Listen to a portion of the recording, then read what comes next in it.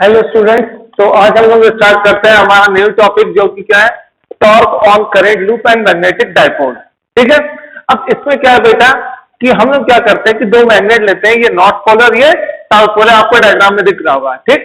और इसके बीच में क्या करते हैं, एक रेक्टेंगुलर सर्कुलर कॉइल रखते हैं। क्या रखते हैं? एक rectangular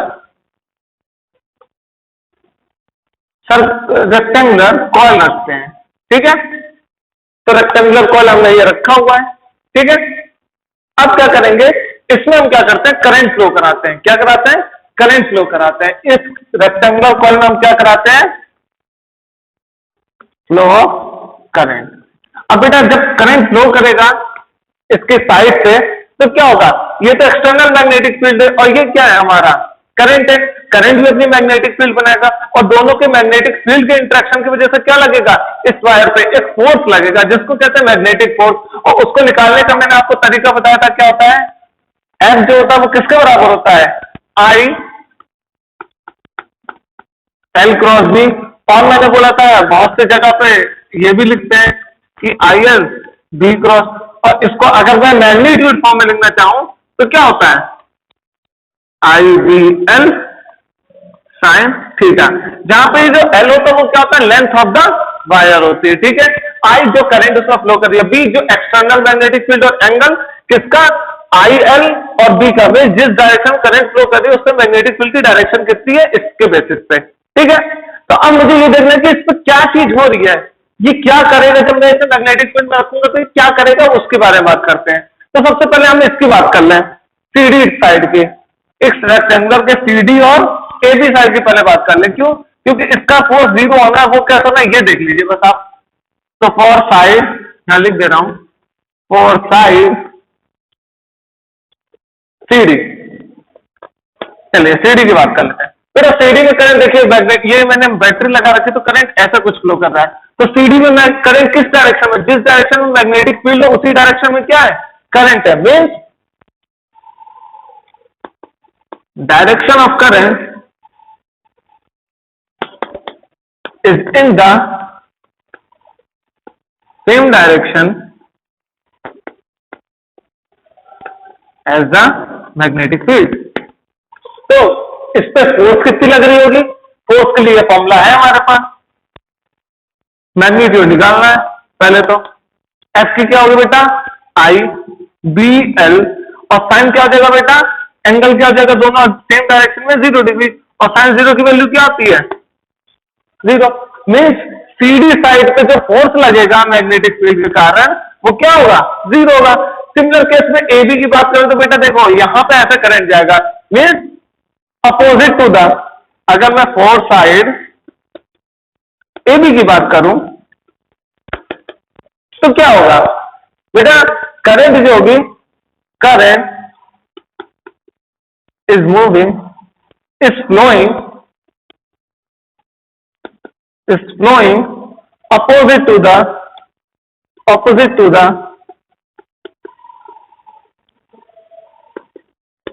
direction of magnetic field. यहां आपको दिख रहा होगा क्या कि जो मैग्नेटिक फील्ड है वो इस डायरेक्शन में और करंट कुछ इस डायरेक्शन में फ्लो कर रहा है, अपोजिट डायरेक्शन फ्लो कर रहा है। बेटा ये थोड़ी टिल्ट है, इसको अगर आप सीधा रखोगे तो आपको फील होगा। ठीक है। मेरे ने टिल्ट बनाई थी, क्यों? क्योंकि फिर थोड़ा आसानी रहेगी, इसलिए ऐसे समझिए कि ये मैग्नेटिक फील्ड थी और ये कुछ ऐसा रखा गया है। ठीक है। तो क्या होगा, यहां पे क्या होगा, पैरेलल होगी, और यहां पे क्या होगा, और इधर से ये नॉर्थ है और ये साउथ है, कुछ ऐसे है। इसको मैंने 3D में बताने की कोशिश की, इस वजह से ये थोड़ा टिल्ट दिखाया हूं मैं। ठीक है। तो कितना होगा, ये 180 डिग्री बनाएगा एबी के लिए, क्योंकि एबी की डायरेक्शन इधर की साइड है और मैग्नेटिक फील्ड क्या है, इस डायरेक्शन में। तो बेटा क्या होगा, यहां पर जो हमारा एफ होगा वो क्या होगा, आई बी एल साइन 180 डिग्री। और साइन 180 डिग्री की वैल्यू क्या होती है? 0। तो इसका मतलब सीडी और एबी ये साइड क्या करेंगी, कितना फोर्स देंगी? 0 फोर्स देंगी। मतलब इन दोनों साइड पे फोर्स कितना लगेगा? 0 लगेगा। चलो ठीक है, 0 लगेगा। तो अब कौन से साइड की बात करते हैं, किस साइड की बात कर लेते हैं? अब हम बात कर लेते हैं साइड एसी की। और साइड एसी की बात कर रहे हैं, ठीक है। अब बेटा एसी साइड पे रख दो। हाँ बेटा, तो अगर एसी साइड की बात कर रहा हूं तो देखो क्या है, ये दो मैग्नेट है और इसमें एक रेक्टेंगुलर प्लेट रखी गई है ऐसे कुछ, ठीक, और करंट इस एसी में बह रहा है, ठीक। तो एसी में बहेगा तो बेटा क्या होगा, direction of I is perpendicular to magnetic field, means north से साउथ, यहां दो बॉक्स नॉर्थ, ये नॉर्थ है ये साउथ है, और रेक्टेंगुलर प्लेट कुछ ऐसे रखी गई है, ठीक। ये नॉर्थ साउथ है, करंट ऐसे फ्लो कर रहा है और मैग्नेटिक फील्ड क्या है, नॉर्थ से साउथ की तरफ है, तो करंट इधर फ्लो कर रहा है, मैग्नेटिक फील्ड ऐसे फ्लो कर रही है, तो दोनों क्या है, परपेंडिकुलर डायरेक्शन में, ठीक है। मीन्स जो हमारा थीटा वो क्या होगा बेटा, 90 डिग्री होगा। अब ये 90 डिग्री हो गया तो इस हिसाब से यहां पे जो फोर्स लगेगी वो कितनी होगी, पहले फोर्स की बात कर लेते हैं, मैग्नीट्यूड ऑफ फोर्स की क्या हो जाएगा, बिल कैपिटल आई अगर फ्लो कर रहा है तो कैपिटल आई फ्लो करा रहे हैं, और बेटा इसकी लेंथ मैंने ए मानी है और इसकी लेंथ बी मानी है, तो क्या हो जाएगा, ए साइन 90 डिग्री, तो कितना हो जाएगा, बी आई है, बस साइन 90 की वैल्यू 1 होती है। अब बेटा इसके अगर मैं डायरेक्शन की बात करूं तो कैसे होगा, बी आई ए जो है किस डायरेक्शन में लग रहा है, तो देखिए करंट की डायरेक्शन में मैंने अपना हाथ रखा, ठीक, और मैग्नेटिक फील्ड की तरफ मैंने कर्ल किया, तो थंब मुझे क्या देगा, डायरेक्शन नीचे की साइड, तो ये किस साइड लग रहा होगा, नीचे लग रहा होगा, अपोजिट डायरेक्शन में। अगर मैं ये बोलूं कि ये वाई एक्सिस से ये जे है तो नीचे वाला क्या होगा, माइनस जे होगा, ठीक, एक्स वाई, इसको मैं देखो इसकी जो कोऑर्डिनेट है कुछ ऐसा मान लीजिए, ये एक्स है, ये वाई है, और ये बाहर वाला जेड है, ये आउट ऑफ द बोर्ड वाला, ठीक। तो ऊपर वाई लग रहा है, नीचे की साइड लगेगा, तो मैं यहाँ पे इसकी जगह माइनस जे कैप लिख दूं तो किसी को कोई दिक्कत नहीं होनी चाहिए। मीन्स ये वाला पार्ट जो रेक्टेंगुलर पार्ट है इस पे नीचे की साइड फोर्स लगेगी, तो ये इधर झुकेगा। अब बात करते हैं सीडी की, डीबी की, और साइड डीबी, यहां पे भी डायरेक्शन क्या है बेटा, देखो ऐसे डायरेक्शन ये आ रही है और मैग्नेटिक फील्ड ऐसे जा रही है, तो क्या होगा, ये भी डायरेक्शन ऑफ आई जो होगा वो क्या होगा, is perpendicular to magnetic field. अब जब परपेंडिकुलर टू मैग्नेटिक फील्ड है तो इसका मतलब क्या हुआ, 90 डिग्री, 90 डिग्री मतलब क्या हुआ, जो मैग्नेटिक फील्ड का मैग्नीट्यूड है वो क्या जाएगा, वापस से बी आई हो जाएगा, क्यों, क्योंकि ये भी है तो ये भी क्या होगा, ए होगा। अब इसकी डायरेक्शन क्या होगी, तो देखिए करंट इस डायरेक्शन में है, ठीक, करंट इस डायरेक्शन, मैंने करंट की डायरेक्शन रख दिया, बट मैग्नेटिक फील्ड किस डायरेक्शन में है, नॉर्थ से साउथ की तरफ, तो मैंने क्या किया, करंट को अपना ऐसे रखा और मैग्नेटिक फील्ड की डायरेक्शन में क्या किया, कर्ल किया, तो मुझे थंब क्या दे रहा है, थंब किसकी डायरेक्शन दे रहा है, थंब दे रहा है डायरेक्शन कि इस पे जो फोर्स लगेगा ये ऊपर लगेगा और इस पे जो फोर्स लग रही है नीचे लग रहा है, तो बेटा ये हो गया मैग्नीट्यूड। और अगर मैं इसके वेक्टर की बात करूं तो क्या हो जाएगा, बी आई ए, ऊपर की साइड बेटा वाई एक्सिस है तो क्या होगा, जे कैप, क्या हो गया, जे कैप हो गया। चलिए अब आप कहोगे कि सर तो फिर इस हिसाब से टोटल फोर्स क्या हुई, नेट फोर्स की बात कर रहे हैं, तो नेट फोर्स जो हुई, नेट फोर्स क्या हुई बेटा, इसके कारण सीडी के कारण कितनी फोर्स, 0 फोर्स, बीए के कारण कितनी फोर्स, 0 फोर्स, एसी के कारण कितनी फोर्स है, B I A minus J plus B I A plus J. क्या बेटा ये दोनों एक दूसरे को कैंसिल आउट करेंगे, तो जब ये एक दूसरे को कैंसिल आउट करेंगे, क्योंकि माइनस है तो मैं अगर इस माइनस को यहां कर दूं तो कोई दिक्कत, तो ये दोनों क्या हो गए, कैंसिल आउट होगा। इसका मतलब जो नेट फोर्स होता है बेटा इस केस में वो क्या होता है, सिस्टम पे 0, नेट फोर्स कितना होता है, 0 होता है। चलिए सर जब 0 होता है तो फिर खेल खत्म नहीं, यहां पे फोर्स लग रही है, वो भी कैसी फोर्सेस हैं, कोलिनियर फोर्सेस हैं, नॉन कोलिनियर, सॉरी कोलिनियर और नॉन कोलिनियर क्या, एक ही लाइन पे एक्ट नहीं कर रही है ये फोर्सेस एक लाइन पे एक्ट नहीं कर रही हैं, जिसकी वजह से क्या हो रहा है, इसमें कपल लगता है। बेटा कपल क्या होता है, इक्वल एंड अपोजिट फोर्सेस जो होती हैं, ये जो इक्वल एंड अपोजिट फोर्सेस है, एक नीचे जा रही है और एक ऊपर जा रही है, तो इसकी वजह से क्या हुआ, अगर ये रेक्टेंगुलर लूप है, इसमें नीचे की साइड है, इसमें ऊपर की साइड, तो क्या होगा, ये थोड़ा रोटेट करेगा। तो इसमें कौन सा मोशन आ रहा है, रोटेशनल मोशन आ रहा है।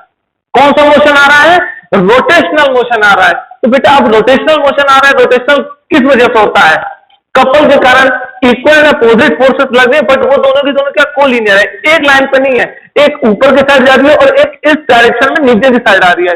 तो वो कपल जो होता है उनका जब सम करते हैं तो वो क्या हमें देती है, टॉर्क। क्या देती है, टॉर्क। ठीक है, फिर से मैं बोल रहा हूं, क्या देती है, टॉर्क देती है बेटा। क्लियर। तो अब बात कर लेते हैं टॉर्क की। बेटा अगर टॉर्क की बात करें तो यहां पे दो केस लेके चलते हैं। ठीक है, यहां पे ऐसा करते हैं, टॉर्क की अगर मैं बात कर रहा हूं तो मैं यहां पे दो केसेस लेके चलूंगा। ठीक है, अब वो दो केस कौन कौन से हो सकते हैं उसकी बात कर लेते हैं।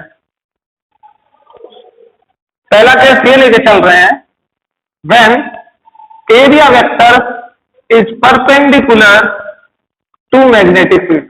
बेटा मैंने पहले ही बोल रखा आपको कि एरिया स्केलर नहीं होता, एरिया वेक्टर होता है। इस रेक्टेंगल का एरिया क्या हो गया, तो ऊपर हो गया तो नीचे होगा। चलिए सपोज करिए ये वाला पार्ट ले रहा हूं, ये वाला पार्ट, ये जिस एक्सिस पे ये क्या करेगा, घूमेगा, उसकी बात कर रहा हूं। तो बेटा ये समथिंग इस एक्सिस पे घूमेगा। ठीक, ये जो प्लेट है, ये जो आपकी प्लेट है, ये मैं कुछ ऐसे दिखा रहा हूं आपको। तो आपको इधर से देखोगे तो एक लाइन टाइप की, सिंपल लाइन टाइप की मिलेगी, क्योंकि ये जो प्लेट है ये मैंने इस बोर्ड के अंदर इंसर्ट कर दी है। तो सिंपल आपको क्या मिलेगी, ये लाइन मिलेगी, जो कि इस साइड पे क्या है, एक फोर्स लग रहा है नीचे की साइड F1 और ऊपर की साइड क्या लग रहा है, फोर्स F2। और बेटा ये जो एक्सिस है, तो ये प्लेट जब मैंने इसके अंदर की, तो ये इस एक्सिस, ये जो मेरे हाथ, दोनों हाथ जहां जोड़ रहे हैं वो एक्सिस है रोटेशन की, तो उस एक्सिस को क्या कहेंगे, इस एक्स डॉट से दिखा देते हैं। ठीक है, ये जो मेरा हाथ जुड़ रहा है, तो ये जो रोटेशन की एक्सिस ये है, कि जो हाथ जुड़ रहे थे बीच में जो लाइन है, ये क्या मेरी एक्सिस ऑफ रोटेशन। जब मैंने इस प्लेट के अंदर डाला तो ये मुझे एज अ पॉइंट दिखाई देगा कि इस एक्सिस के अलॉन्ग क्या हो रहा होगा, रोटेट हो रहा होगा। अब बेटा ये एरिया है, तो या तो एरिया ऊपर हो सकता है, तो एरिया नीचे हो सकता है, क्योंकि एरिया सरफेस का हमेशा क्या होता है, परपेंडिकुलर। तो मैं नीचे वाला कंसीडर कर ले रहा हूं। ठीक है, तो देखिए एरिया नीचे है, बट मैग्नेटिक फील्ड नॉर्थ से साउथ की तरफ आ रही है। तो क्या एरिया वेक्टर और मैग्नेटिक फील्ड परपेंडिकुलर है? तो मैं इस डायग्राम को नहीं बना रहा, यही बन गया हमारे लिए। तो बेटा ये दोनों क्या है, मैग्नेटिक फील्ड कैसी है, मैग्नेटिक फील्ड ऐसे जा रही है नॉर्थ से साउथ। ठीक, और ये मेरा एरिया वेक्टर है। तो बेटा अगर ये 90 डिग्री तो ये भी क्या होगा 90 डिग्री। तो एरिया वेक्टर क्या, मैग्नेटिक फील्ड के परपेंडिकुलर है। तो बेटा जो टॉर्क लगती है F1 की वजह से, वो क्या होगी, तो टॉर्क जो हम लोग लिखते हैं वो क्या होता है, R क्रॉस F1। ठीक, अब आप बोलोगे कि R क्रॉस F1 होता है। अब मैं क्या करता हूं, सिंपली मैं जो बात करूंगा मैं उसके मैग्नीट्यूड की बात करूंगा। ठीक है, टॉर्क की डायरेक्शन की बात नहीं करूंगा, क्योंकि इसका डायरेक्शन नीचे होगा, इसका डायरेक्शन क्या होगा, क्रॉस मल्टीप्लाई करना पड़ेगा, तो हमें डायरेक्शन से मतलब नहीं है टॉर्क के। ठीक है, क्यों, क्योंकि देखिए फोर्स नीचे है। ठीक, फोर्स नीचे है और जो परपेंडिकुलर डिस्टेंस है वो इस डायरेक्शन में है। ठीक, तो फोर्स से इधर करेंगे तो ये out of the board something आएगा। तो हम टॉर्क के मैग्नीट्यूड की सिंपली बात करेंगे। तो बेटा टॉर्क के अगर सिंपली मैग्नीट्यूड की बात करें क्या होगा, R F1 sin थीटा। अब बेटा ये जो R है ये परपेंडिकुलर डिस्टेंस होती है फोर्स की, मींस ये जो फोर्स है इसकी परपेंडिकुलर डिस्टेंस कौन सी है, ये। और मैंने ये साइड बता रखी क्या है, A है, सॉरी ये साइड B है, ये जो साइड दी हुई है ये क्या है, B है, विड्थ जो है। तो बेटा ये क्या हो जाएगा B/2 और ये क्या हो जाएगा B/2। ठीक है, तो ये जो F1 है perpendicular distance axis of rotation से कितनी है B/2। तो ये जो R होगी परपेंडिकुलर डिस्टेंस होगी एक्सिस ऑफ रोटेशन से, तो कितनी हो जाएगी B/2। तो मेरा जो τ1 है वो क्या हो जाएगा B/2 F1 साइन थीटा क्या होता है? R और F के बीच का एंगल। R और F के बीच का एंगल क्या है? 90 डिग्री। तो क्या हो जाएगा? 1। तो सिंपली हम क्या लिख सकते हैं? B/2 और F1 हमारा क्या आया था? IAB। ठीक। अब ऐसे सिमिलरली F2 निकालना, क्या हो जाएगा? RF2 sine theta. देखिए ये भी 90 डिग्री है, तो क्या हो जाएगा?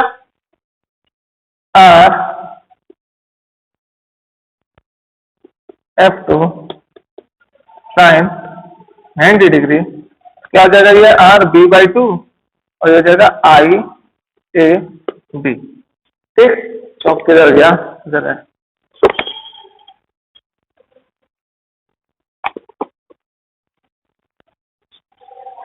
तो बेटा अब बताइए, जो नेट टॉर्क है वो कितनी हो गई? नेट टॉर्क कितनी हो गई? τ1 प्लस τ2।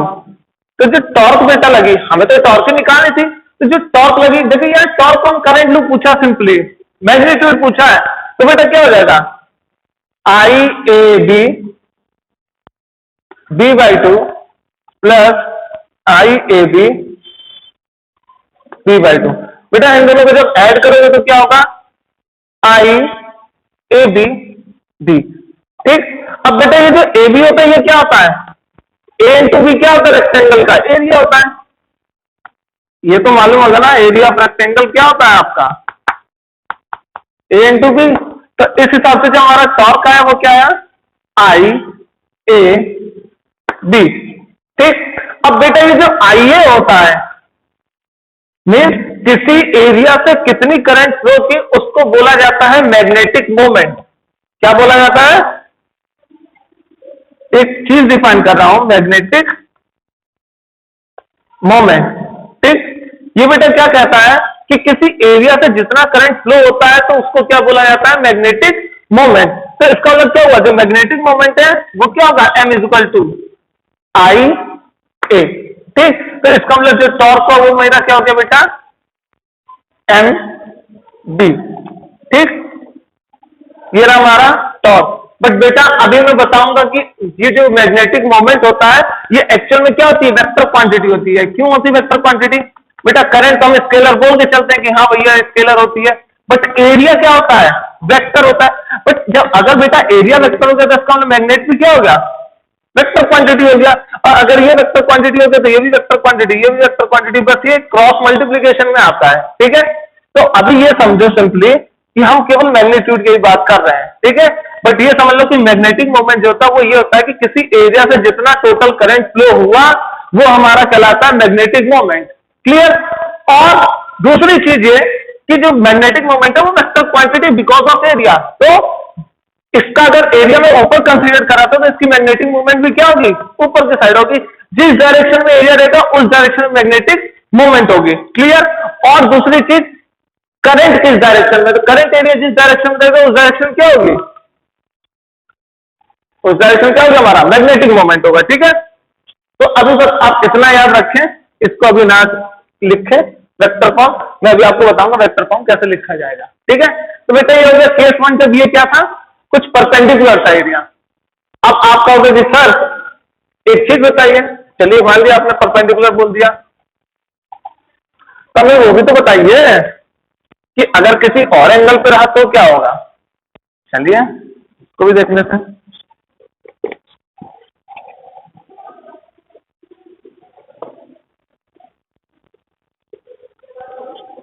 तो बेटा अब ये समझिए कि हम क्या कर रहे हैं। When A vector make theta angle with magnetic field. अब मैं इसकी बात कर लेता हूं। ठीक है। अब जरा इसकी बात कर ले कि क्या होगा। लेट्स सपोज करिए कि ये मेरा रेक्टेंगुलर लूप था। ठीक। ये क्या किया? रोटेट कर रहा है। एक फोर्स ऊपर लगी इस पे यहां और इस पे नीचे लगी, तो जिसके कारण क्या हुआ? ये थोड़ा सा ऐसे रोटेट करेगा। अब बेटा जब रोटेट कर रहा है because of torque, because of couple, तो ये क्या होगा? जब ये रोटेट करेगा तो क्या अब इसकी जो नॉर्मल फोर्स पहले जो नीचे थी, ये नीचे थी, अब वो क्या, ऐसे मुड़ने से क्या हुई इसकी नॉर्मल फोर्स, कुछ एंगल बना ली मैग्नेटिक फील्ड से, पहले परपेंडिकुलर थी, तो सरफेस के तो हमेशा परपेंडिकुलर होती ना एरिया वेक्टर, तो पहले नीचे थी, ऐसा समझिए। ये चौक जो है, बड़ा वाला चौक ले लेता हूं, ये चौक जो था वो क्या था, एरिया वेक्टर। अब जैसे जैसे ये ऊपर जाएगा तो ये एरिया वेक्टर भी क्या होगा, मूव करेगा, ठीक। ये देखिए मूव कर रहा है, तो इसका मतलब क्या हुआ, अब एरिया वेक्टर ये हुआ, और मैग्नेटिक फील्ड मेरी इस डायरेक्शन में, तो बेटा मैग्नेटिक फील्ड मेरी इस डायरेक्शन में है, और ये एरिया वेक्टर ये, तो इन दोनों के बीच का एंगल कितना हुआ, थीटा, ठीक। अब वही डायग्राम मैं बनाने जा रहा हूं, क्लियर है। तो बेटा वो कुछ ऐसा बनेगा, ये मेरा एक्सिस ऑफ रोटेशन है, ठीक। यहां पे मेरी फोर्स लग रही है F2, यहां मेरी फोर्स लग रही है F1, ठीक। और इसका जो एरिया वेक्टर है ये क्या है, ये, और जो मैग्नेटिक फील्ड है वो कैसे जा रही है, इस डायरेक्शन में जा रही है। तो बेटा ये एंगल कितना बना, थीटा, क्लियर। ये एंगल कितना बना, थीटा डिग्री बना, ठीक है सर, मान लिया आपकी बात। ये अगर थीटा बना तो अब क्या होगा, अब क्या होगा, तो बेटा अब ये होगा कि वो हमारे ऊपर डिपेंड करेगा।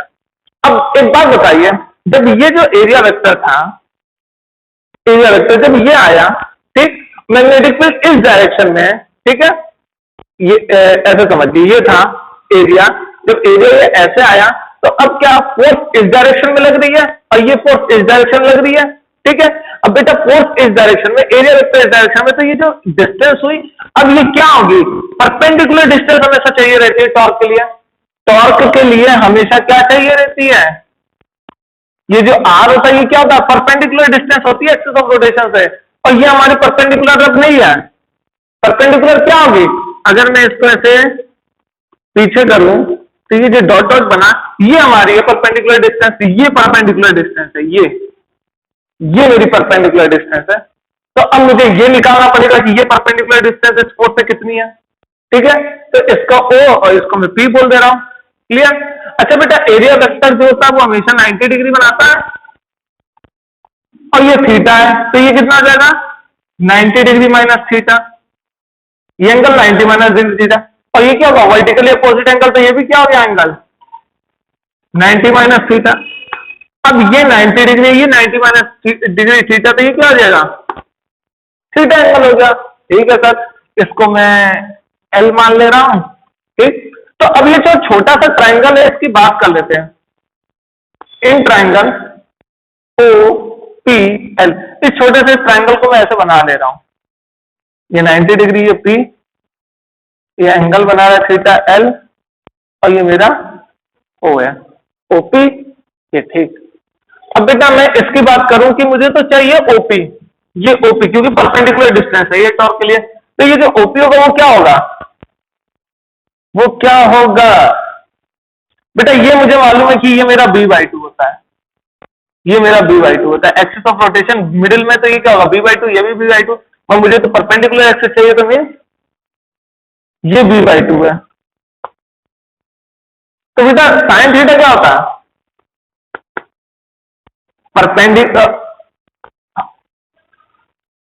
परपेंडिकुलर अपॉन हाइपोटेनस होता है। तो इसका मतलब क्या हुआ, सॉरी बी है ना, तो B/2, ठीक है B/2। तो बेटा जब OP होगा वो क्या हो जाएगा, B/2 साइन थीटा, मीन्स ये जो डिस्टेंस हुई ये क्या हुई, B/2 साइन थीटा, ठीक। तो इसका मतलब अब जो टॉर्क लगा वो क्या लगा, R/F साइन थीटा, ये थीटा तो 90 डिग्री होगा, क्यों, क्योंकि हमें क्या चाहिए, परपेंडिकुलर डिस्टेंस हमेशा चाहिए रहते, तो ये तो क्या हो जाएगा 90 डिग्री हो जाएगा, बचेगा क्या R क्या मेरा B/2 साइन थीटा F1, ठीक। τ1 की बात कर रहे हैं, अब τ1 की बात कर रहे हैं, तो F1 क्या हो जाएगा B/2 साइन थीटा, और साथ में क्या हो जाएगा IAB। सिमिलर केस अगर τ2 की बात करेंगे तो क्या होगा B/2 V/2 sin theta IAB। Clear? अब बेटा यहां पे जो टोटल नेट फोर्स होगा वो क्या होगा, ये देख लो, τ1 प्लस τ2। तो बेटा दोनों तो लगभग सेम ही है, तो क्या होगा, IAB sin थीटा। इन दोनों को जोड़ने पे ये आएगा, ठीक है, τ1 और τ2 को जोड़ने पे क्या आएगा, ये आएगा। अब बेटा ये जो AB है इसको मैं एरिया लिख सकता हूं, IAB sin थीटा। यहां पे आपको क्लियर होगा कि कैसे क्रॉस प्रोडक्ट हुआ। अब बेटा एक बात बताओ, अगर मैं बोल रहा हूं कि जो मैग्नेटिक मोमेंट है उसको मैं IA लिखता हूं, ठीक है, और मैग्नेटिक मोमेंट क्या है, वेक्टर क्वांटिटी। क्यों? क्योंकि ये एरिया पे डिपेंड कर रहा है, एरिया भी क्या होती है, वेक्टर क्वांटिटी होती है, ठीक। तो जिस डायरेक्शन में A है उसी डायरेक्शन में क्या मैग्नेटिक मोमेंट भी होगा, बिल्कुल होगा सर। तो जिस डायरेक्शन में A उसी डायरेक्शन में मैग्नेटिक मोमेंट है, ठीक। तो इसका मतलब बेटा अगर मैं यहां से बात करूं तो अब क्या हुआ, अगर मैं टाउ के वेक्टर फॉर्म की बात करूं तो ये IAB क्या बना देगा मुझे, M, और साथ में क्या बना देगा, B वेक्टर। तो क्या बना देगा, B क्रॉस A क्या होगा, M B sin थीटा हो जाएगा, ठीक है। तो ये तुम्हारा वेक्टर फॉर्म है। अब आपके दिमाग में यार अगर सर B क्रॉस M क्यों नहीं किया, अच्छा बेटा अगर मैं B क्रॉस M करता तो मेरा टॉर्क किधर लगता है, नीचे की साइड लगता सिर्फ, मगर M क्रॉस B करने से क्या हो रहा है, यहां पे ऐसा समझो तो ज्यादा क्लियर होगा। ये एरिया है, ये मैग्नेटिक फील्ड है, ठीक है, ये फोर्स F1 है और ये फोर्स F2 है। तो बेटा एक बार बताओ, M से B की तरफ आओगे तो टॉर्क किधर लगेगा, आउट ऑफ द बोर्ड, और यहां से भी हमें मालूम पड़ा था टॉर्क क्या होगा, आउट ऑफ द बोर्ड लगेगा। बट अगर मैं M क्रॉस B करता तो टॉर्क किधर लगेगा, इनसाइड द बोर्ड। तो हम M क्रॉस B लिखेंगे ना कि B क्रॉस M, क्योंकि डायरेक्शन क्या दे देगा, गलत दे देगा यहां से, ठीक है। मैंने टॉर्क की जब बात की तो मैंने क्या बोला था, R क्रॉस F ही तो होता है ना। तो R क्या है, इस डायरेक्शन में, फोर्स क्या है, इस डायरेक्शन में नीचे की साइड। तो देखिए राइट हैंड थंब रूल को करेंगे, R की तरफ मैंने उंगलियां रखी, ठीक है, F की तरफ मैंने क्या किया, रोल किया, तो किधर की साइड फोर्स आई, इस डायरेक्शन में आई ना force, out of the board. वही चीज यहां दे रहा है क्या, कि M मैंने क्या रखा है, एरिया के वेक्टर में, ठीक, मैग्नेटिक फील्ड की तरफ कर लिया, क्या निकला, इधर की साइड आएगा, ठीक। तो R क्रॉस F से जो टॉर्क निकल रहा था वही मेरा यहां से भी निकल रहा है डायरेक्शन, ठीक है। तो ये जो था आपका वेक्टर फॉर्म था, और ये आपका क्या था, आर्बिट्ररी एंगल पे जो टॉर्क लगेगी वो था। तो ये दोनों चीजें आपको याद रखनी है, ठीक है, ये दोनों चीजें आपको क्या करनी है, याद रखनी है बेटा, क्लियर। चलिए, तो ये था आपके टॉर्क के बारे में सारी चीजें कि टॉर्क क्या होता है, ठीक। ये तो बेटा एक सिंगल लूप था। चलिए थोड़ा फॉर्मूला याद रखिएगा, मैं तो भूल जाता हूं, ठीक है बेटा। ये तो एक सिंगल लूप था, क्या था, सिंगल लूप की बात की थी। अब हम क्या करते हैं, एन लूप की बात करते हैं कि एन लूप होगा तो क्या होगा,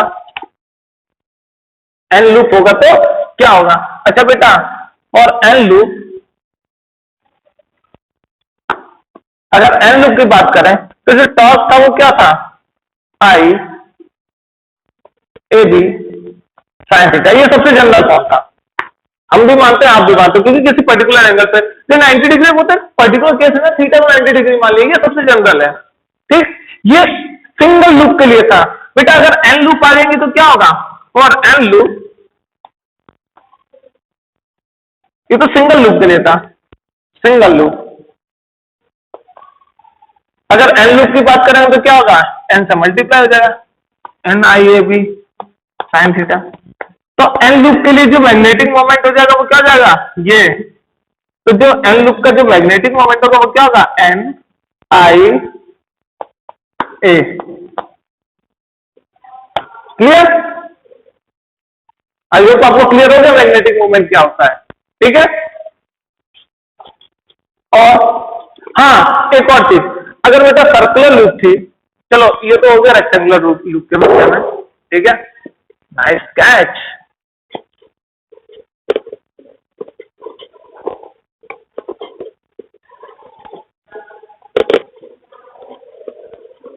अब बेटा थोड़ी बात कर लेते हैं सर्कुलर लूप के बारे में। पहले एक बात कर लीजिए,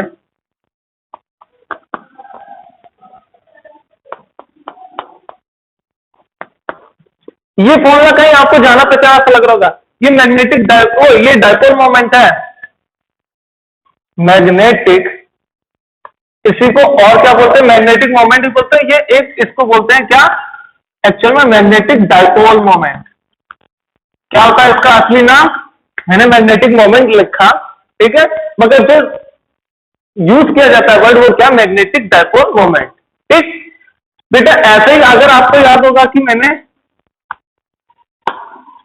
डायपोल को एक्सटर्नल इलेक्ट्रिक फील्ड में रखा था तो कुछ आया था, और ये भी कुछ ऐसा ही आया था, ड्यू टू इलेक्ट्रिक फील्ड, और ये क्या है, ई, ये भी कुछ ऐसा ही आया था। तो आप यहां पे एनालॉगस देखिए, तो यहां पे मैग्नेट इलेक्ट्रिक डायपोल था, यहां पे वो क्या है, मैग्नेटिक डायपोल मोमेंट है। यहाँ मैग्नेटिक फील्ड से यहाँ क्या है, इलेक्ट्रिक फील्ड। मीन्स अगर मैं मैग्नेटिक फील्ड को रिप्लेस कर दूं ई से और मैग्नेटिक मोमेंट को रिप्लेस कर दूं पी से, इलेक्ट्रिक डायपोल मोमेंट से, तो मुझे टॉर्क मिल जाएगा। ठीक, तो आपको रटने की जरूरत नहीं पड़ेगी, किसी एक को समझ लीजिए, उसके बाद दूसरे को ऑटोमेटिक आप डिराइव कर सकते हैं, फॉर्मूला रटने की जरूरत नहीं पड़ेगी। क्लियर?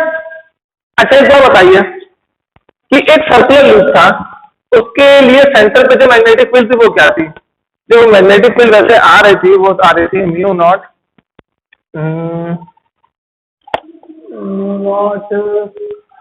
क्या आ रही थी म्यू नॉट के बाद, ये मुझे मालूम है 2x² प्लस r² बाई 3/2, ये तो मुझे मालूम है, नीचे की साइड आ रहा था।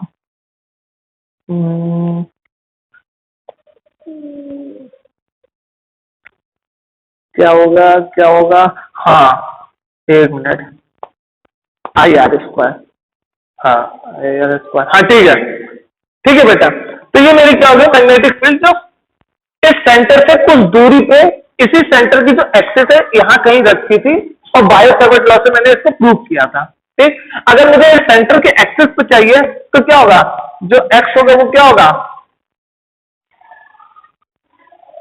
x0 ही हो जाएगा लगभग। ठीक है, अगर बहुत पास भी रखेंगे तो क्या होगा, बहुत पास भी रहेगा तो x0, मतलब इसे नेग्लेक्ट कर दिया जाएगा तो वैसे क्या बचेगा, म्यू नॉट r²।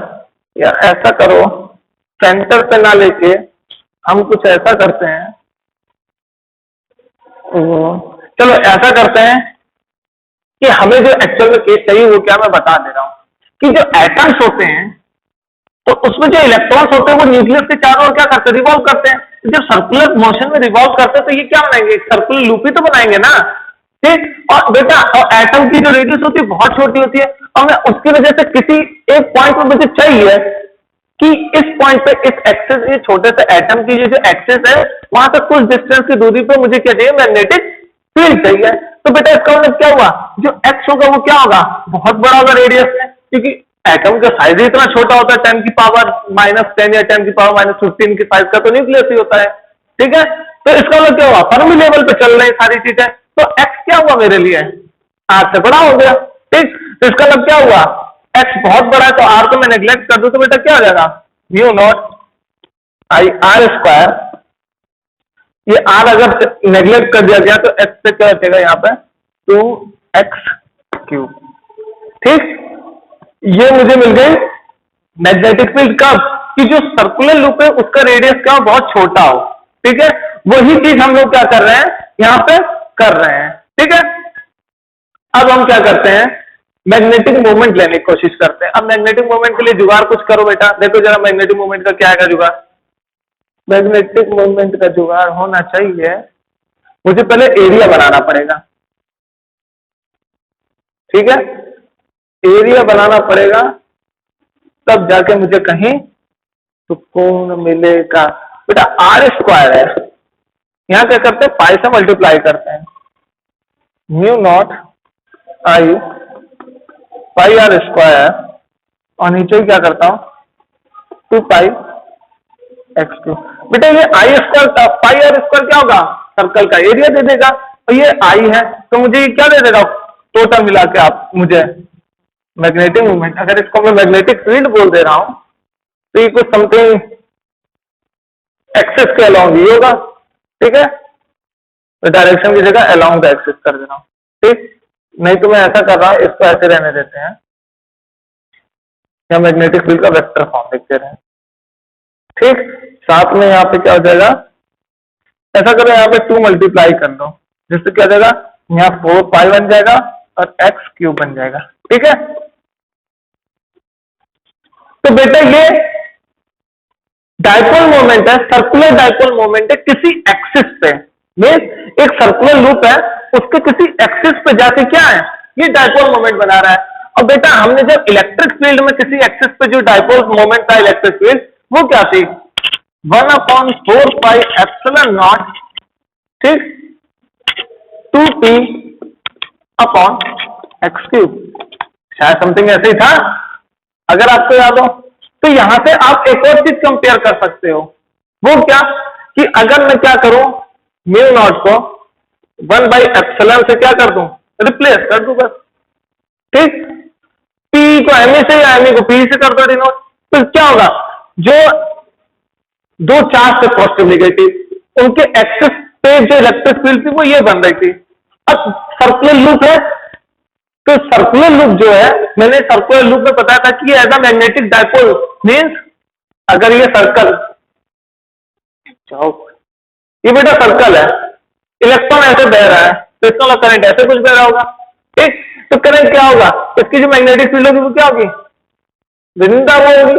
बट मैं इधर से देख रहा हूं तो क्या होगा बेटा, मैग्नेटिक फील्ड इन साइड होगी, मीन्स मैग्नेटिक फील्ड ऐसे अंदर जा रही होगी। तो बेटा जिस साइड से एंट्री लेते उसको साउथ पोल बोलते हैं, और दूसरी साइड जो इस ऐसे सर्कुलर हो, ये सर्कल होगा, ठीक है। और मैग्नेटिक फील्ड कुछ ऐसे जा रही होगी, तो ये इसका क्या हो गया, ये इसका क्या हो गया, साउथ पोल, और ये इसका क्या हो गया, नॉर्थ पोल। इसका मतलब क्या हुआ, एक सर्कल लूप डाइपोल की तरह बिहेव करते हैं। तो जो सर्कल है वो डाइपोल है, ऐसा दो पोल दिखा रहा है ना, तो इसका मतलब क्या है, सर्कुलर लूप ऐसा डाइपोल है।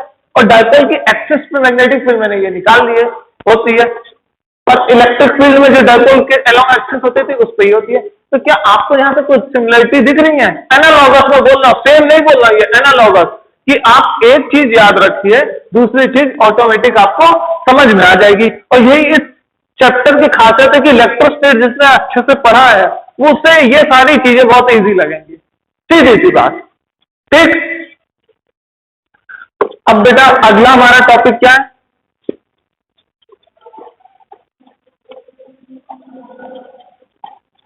अगला टॉपिक देख लेते हैं बेटा। कुछ इसमें एक्सप्लेनेशन ज्यादा है और काम कम है, ठीक है।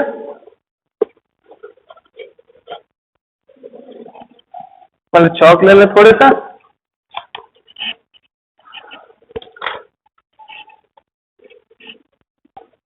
हाँ बेटा।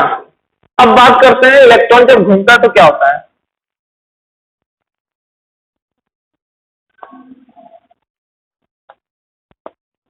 ठीक। वैसे मैं एक चीज, magnetic dipole moment of a revolving electron, heading का नाम है magnetic dipole moment of revolving electron. चलिए बेटा इसके बारे में बात कर लें। बेटा अगर इलेक्ट्रॉन घूमेगा तो हमें मालूम है कि क्या होता है, करंट फ्लो करता है। करंट फ्लो करता है तो करंट को हम क्या लिख सकते हैं, चार्ज अपॉन टाइम। तो एक जितना टाइम लिया एक पूरा सर्कल करने में, उसको क्या बोलते हैं, टाइम पीरियड। बेटा हमें मालूम है कि speed equal to distance upon time होता है, तो टाइम इक्वल टू क्या हो जाएगा, डिस्टेंस अपॉन वेलोसिटी। अब कहोगे जैसे डिस्टेंस 2πr के लिए, बेटा एक पूरा सर्कुलर लूप में अगर एक पूरा रिवॉल्वेशन करेंगे तो कितना होगा डिस्टेंस, 2πr जो सरकमफ्रेंस होता है, तो डिस्टेंस हमारी क्या होगी 2πr, और इसकी वेलोसिटी क्या होगी, v होगी। अब मैं इस को यहां पुट करता हूं तो मुझे टोटल करंट यहां से मिल जाएगा कि E 2πr जी, ठीक है सर, मान लिया कि ऐसे ऐसे ऐसे ऐसे चीजें होती हैं, ठीक। अब क्या करते हैं, अब बेटा हमें मालूम है कि जो मैग्नेटिक मोमेंट होता है, मैग्नेटिक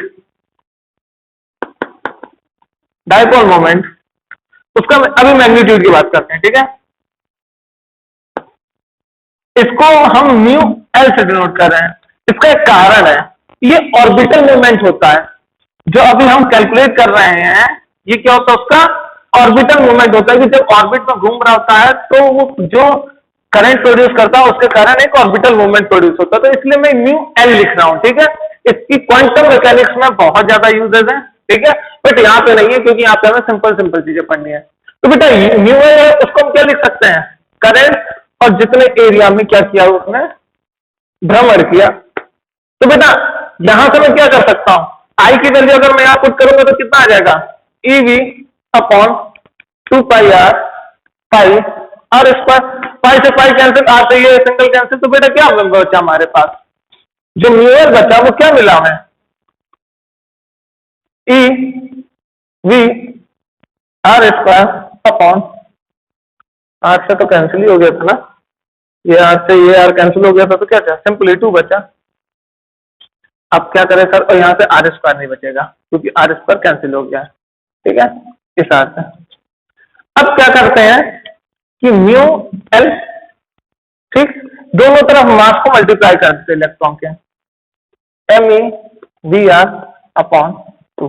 बेटा ये जो एम ई वी आर होता है इसको क्या बोलते हैं, एंगुलर मोमेंटम। बट यहाँ जब ऑर्बिट की बात करें तो ये कैसा हो जाएगा, ऑर्बिटल एंगुलर मोमेंटम। आपको मालूम होगा कि एंगुलर मोमेंटम को एम वी आर लिखते हैं, एल इज इक्वल टू, ठीक, क्यों, क्योंकि हम क्या लिखते हैं ऑर्बिटल एंगुलर मोमेंटम को, आर इंटू एफ, ठीक। तो बेटा क्या कर सकते हैं, ये जो एमवीआर होता है उसको क्या करते हैं, एंगुलर मोमेंटम लिखते हैं। एंगुलर मोमेंटम कैसे लिख सकते हैं, कैसे लिख सकते हैं बेटा, जल्दी से बताइए। आर को तो मैं क्या कर सकता हूं, आर ही लिख सकता हूं। अच्छा, आर और एफ के बीच में डिस्टेंस कितनी होगी, ये भी तो बात करने वाली है ना। अरे ये एफ क्यों लिखा मैंने, ऐसा क्यों किया मैंने, बेटा आर और पी वेक्टर, ये होता है एंगुलर मोमेंटम, ठीक है। बेटा पी क्या होगा, जिस डायरेक्शन वेलोसिटी होगी, इसकी वेलोसिटी क्या होगी, टेंजेंशियल डायरेक्शन, और इसका रेडियस क्या होगा, ये होगा रेडियल वेक्टर। तो ये दोनों हमेशा क्या बनाते हैं, 90 डिग्री। आपको मालूम होना चाहिए थ्योरम से कि सेंटर से जो रेडियस गिरती है तो वो टेंजेंट से क्या बनाती है, 90 डिग्री। इसका मतलब आर थीटा क्या होगा, 90 डिग्री। तो क्या होगा, आर एम वी, ठीक है, या आर पी साइन 90 की वैल्यू 1 होती है, और इसको क्या लिख सकते हैं, आर एम वी, ठीक है। तो एमवीआर ही तो था एंगुलर मोमेंटम, ये एमवीआर क्या है, एंगुलर मोमेंटम है, ठीक है। तो इस बेसिस पे मैं क्या कह सकता हूं कि ये जो म्यू एल है इसको लिख सकते हैं ई एल अपॉन, यहां एम ई नीचे भी तो होगा ना, ठीक, 2 एम ई क्या, मास ऑफ इलेक्ट्रॉन। बेटा angular momentum vector quantity mu L भी वेक्टर क्वांटिटी होती है। तो जो म्यू एल वेक्टर होता है वो क्या होता है, minus of e two m e L vector, ठीक। ये होता है हमारा मैग्नेटिक ऑर्बिटल मोमेंटम, ठीक है, मैग्नेटिक डाइपोल ऑर्बिटल मोमेंटम, या कह सकते हैं मैग्नेटिक ऑर्बिटल मोमेंटम। डाइपोल नहीं लिखोगे क्योंकि सर्कुलर लूप में घूम रहा है तो जाहिर सा तो डाइपोल बना ही रहा है, तो ऐसे मोमेंटम को कहते हैं मैग्नेटिक ऑर्बिटल मोमेंटम भी बोला जाता है, ठीक है, इससे डिनोट करते हैं। अब कहोगे बेटा नेगेटिव साइन क्या, बेटा नेगेटिव साइन सिंपली ये शो करता है कि जो मैग्नेटिक मोमेंट का जो डायरेक्शन है वो एंगुलर मोमेंटम से क्या जस्ट अपोजिट है फॉर इलेक्ट्रॉन, फॉर इलेक्ट्रॉन की बात कर रहे हैं। अगर मैं पॉजिटिव की बात करूं, फॉर पॉजिटिव चार्ज, तो बेटा पॉजिटिव चार्ज के लिए जो म्यू एल होगा वो क्या हो जाएगा, प्लस में आएगा। जो चार्ज होगा, जो मास होगा, साथ में आएगा। पॉजिटिव चार्ज के लिए प्लस में आएगा और नेगेटिव चार्ज के लिए माइनस में आएगा। क्यों, क्योंकि यहाँ जो हमने करंट कंसीडर किया है वो किस लिए किया है, इलेक्ट्रॉन इधर मूव कर रहा है, ठीक है, बट करंट इलेक्ट्रॉन के जस्ट अपोजिट डायरेक्शन में फ्लो करता है। और वेलोसिटी कहां के ले रहे हैं, मोमेंटम, मोमेंटम कहां के ले रहे हैं, जिस डायरेक्शन में क्या कर रहा है, जिस डायरेक्शन में क्या कर रहा है। तो देखिए यहां से अगर मैं मोमेंटम लूंगा तो मेरी डायरेक्शन क्या आएगी, आर से अगर मैं वी लूंगा क्रॉस में तो क्या आएगी, मैं जो ऑर्बिटल मोमेंटम है, जो ये ऑर्बिटल एंगुलर मोमेंटम है, ये क्या आएगी इस डायरेक्शन में। और अगर मैं इसकी बात करूं तो आई इस डायरेक्शन में क्या है,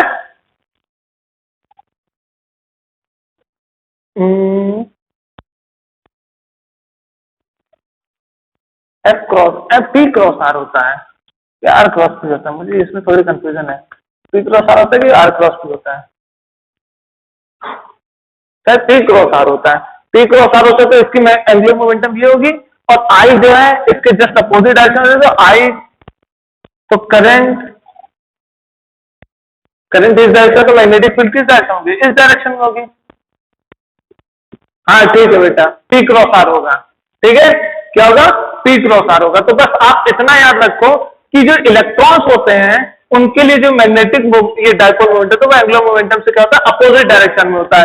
और पॉजिटिव चार्ज के लिए क्या होता है, सेम डायरेक्शन में। क्यों, क्योंकि बेटा अगर नेगेटिव चार्ज लेंगे तो इलेक्ट्रॉन के जस्ट अपोजिट डायरेक्शन में मुझे करंट फ्लो कराना पड़ता है। और पॉजिटिव के लिए क्या होता है, जिस डायरेक्शन में मूव करेगा उसी डायरेक्शन में एंगुलर की भी क्या होगी, मोमेंटम होगा। मीन्स अगर पॉजिटिव चार्ज होता है तो एंगुलर मोमेंटम और करंट की डायरेक्शन दोनों क्या होती है, सेम होती। बट यहां पे क्या है, इलेक्ट्रॉन के लिए करंट एंगुलर मोमेंटम इस डायरेक्शन में है बट करंट अपोजिट डायरेक्शन में। ठीक है, इस वजह से ये नेगेटिव पॉजिटिव का खेल आता है। एक और चीज बेटा, अगर मैं इसका स्केलर फॉर्म दिखाऊं तो कुछ ऐसे होगा, mu L is equal to e two m e L. ठीक, अच्छा बेटा ये जो म्यू एल अपॉन एल बोलते हैं इसको बोलते हैं जायरोमैग्नेटिक रेशियो। क्या बोलते हैं, जायरोमैग्नेटिक रेशियो बोला जाता है इसको। ठीक है, ये आपके एक्स्ट्रा नॉलेज के लिए है। ठीक है, एनसीईआरटी में भी दिया हुआ है पर इससे कोई चीजें ज्यादा पूछी नहीं जाती। अब कहोगे कि सर ये तो बताइए, हमने तो ये भी सुना है कि जो इलेक्ट्रॉन्स होते हैं वो अपने एक्सिस पे भी रोटेट करते हैं, उसके कारण करंट बनती है। बिल्कुल बनती है करंट, और वो इंट्रिंसिक प्रॉपर्टी होती है। जो इलेक्ट्रॉन की जो सबसे ज्यादा मैग्नेटिक प्रॉपर्टी शो करता है वो उसके स्पिन नेचर की वजह से शो करता है बेटा, ऑर्बिटल की वजह से नहीं करता है।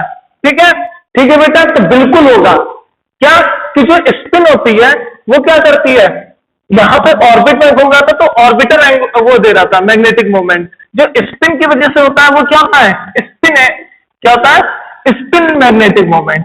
ठीक है, क्या होता है, स्पिन मैग्नेटिक मोमेंट। और उसके कारण क्या होता है बेटा, सिंपली जो ये होता है ये समथिंग ई अपॉन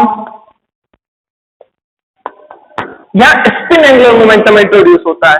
ठीक है, और साथ में नेगेटिव साइन रहता है। यहां स्पिन एंगुलर मोमेंटम इंट्रोड्यूस होता है, वहां एंगुलर मोमेंटम इंट्रोड्यूस हो रहा था किस लिए, ऑर्बिटल के लिए। स्पिन मैग्नेटिक मोमेंट के लिए यहां पे स्पिन एंगुलर मोमेंटम यूज होता है जिसकी वैल्यू होती है